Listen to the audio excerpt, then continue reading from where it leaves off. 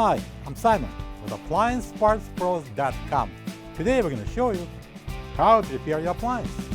Are you ready? Remember, anytime you work on your appliance, make sure it's unplugged or the circuit breakers are off so there's no chance of electrocution. In this video, we'll show you how to replace the gallon door bean in a GE refrigerator.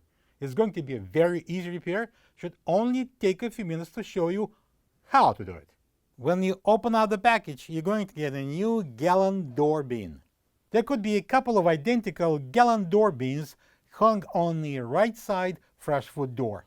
The main reason to replace the gallon door bean is if it's broken and won't stay in place. To get it apart, we need to open the right side fresh food door. To remove this gallon size door bean, all we need to do is push it up,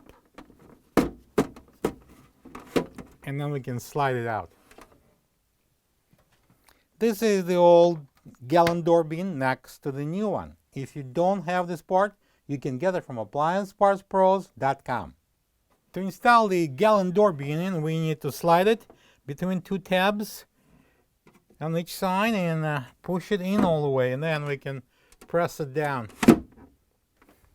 And now we can close the door. Plug the fridge back in and make sure it's cooling. Thank you for being a part of another successful repair brought to you by AppliancePartsPros.com.